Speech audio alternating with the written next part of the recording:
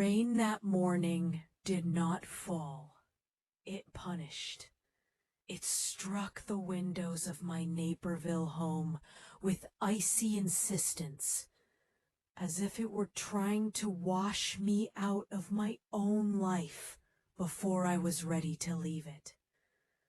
I stood alone in the kitchen, zipping a worn travel bag, surrounded by the quiet ghosts of 35 years of marriage. The kettle was cold, the clock too loud. Every surface still carried the memory of Thomas, his coffee mug, his folded newspaper habits, his patience. He had been gone 2 years, yet grief does not obey calendars. It waits, it sharpens. Julian had called the night before. My only child. His voice had been unusually gentle, threaded with concern that felt almost rehearsed. He told me I looked tired, said the sadness hadn't left my eyes since his father died, said he worried about me being alone in that big house. "You need space, Mom," he whispered. "Quiet. The old farmhouse will be good for you." Galena. The word felt distant, dusty, forgotten. He said he and his wife would handle things while I was gone. Said I should turn off my phone. Rest. Heal. He kissed my cheek when he dropped off the spare keys, his embrace lingering just a moment too long. I believed him, because mothers are built to believe their children. Suspicion feels like betrayal when it points inward. I paused before leaving and looked at a framed photo of Julian on his graduation day. Bright smile, confident eyes. His father's charm reflected back at me. I told myself I had done something right. I didn't see the trap. I never saw the trap. The pounding on the door came as I reached for my coat. Not a knock, a command. It echoed through the house like a verdict. When I opened the door, the cold rushed in, sharp and invasive. 3 men stood on my porch, in dark jackets, soaked through by rain. Yellow letters glared from their backs. Behind them, police cars idled in silence. "Margaret Sullivan?" one of them asked, his voice flat and practiced. I nodded. My name felt foreign in my mouth. He stepped forward, badge flashing briefly like a blade. Federal warrant, financial crimes, property seizure.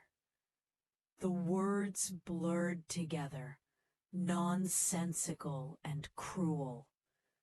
They spoke of shell companies, fraudulent loans, forged signatures, of millions of dollars moved under my name, of a corporation I barely remembered agreeing to help restructure months earlier. My son had handled it all, I said. My son manages everything. The agent's eyes did not soften. Your son left the country last night, he said, with his wife, private charter, no extradition treaty. The floor seemed to tilt. They walked through my house, tagging my life like inventory. Wedding china, books I'd cataloged by hand. The sofa where I'd cried into Thomas's coat. I stood frozen in the living room, watching strangers dismantle the evidence of my existence. I was no longer a widow. I was a suspect. By afternoon, I was allowed one suitcase, my car, and nowhere to go except the place Julian had sent me. The drive to Galena passed in gray silence. Highway lines blurred. Windshield wipers mocked me with their rhythm.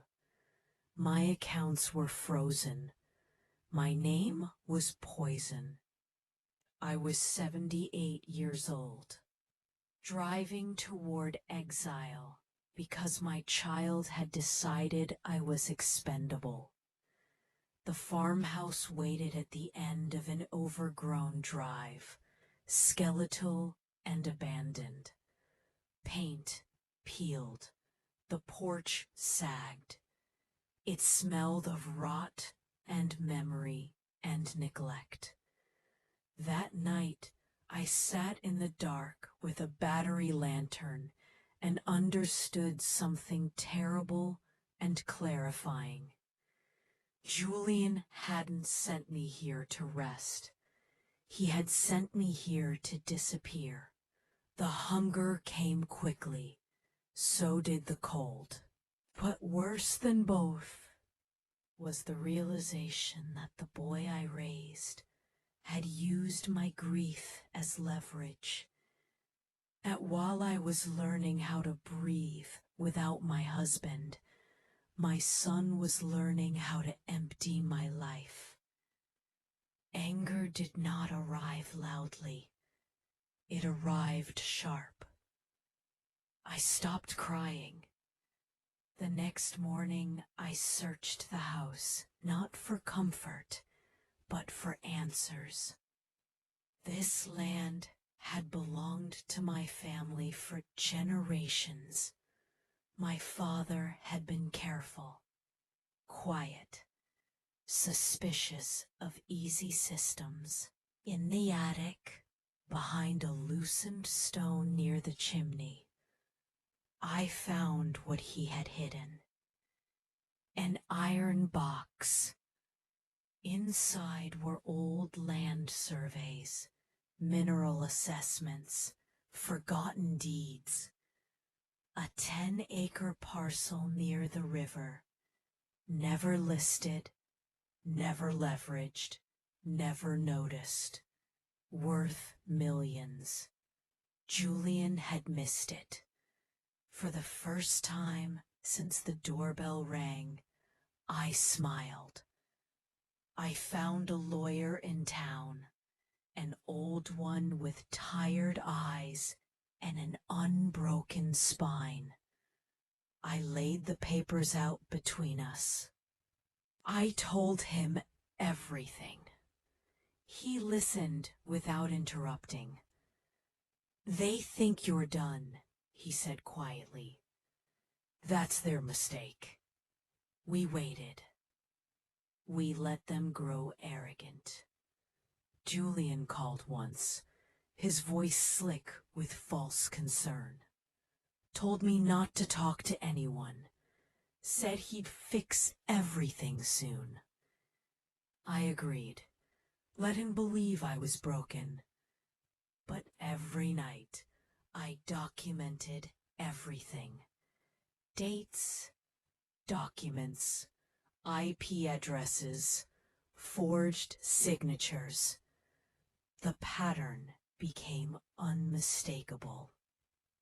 They had used my name because it was clean. They had used my trust because it was absolute. When the confrontation came, it wasn't dramatic. It was surgical. A boardroom, lawyers, my son smiling too confidently, his wife watching me like a calculation. I spoke softly. I slid the documents across the table, and the room collapsed. Federal agents entered. The truth unfolded. Accounts froze. Lies unraveled. Julian looked at me once. Really looked. And I saw fear replace entitlement. I'm your mother, I told him, but I'm not your shield. They took him away. I walked out alone. I sold the Naperville house, returned to Galena, restored the farmhouse by hand. I founded a legal fund for elderly victims of financial abuse. I learned how silence can be weaponized and how it can be reclaimed. I am not what they tried to erase. I am what remained. Betrayal does not end you. It reveals you. And sometimes the life you are forced into becomes the only one where you finally stand free.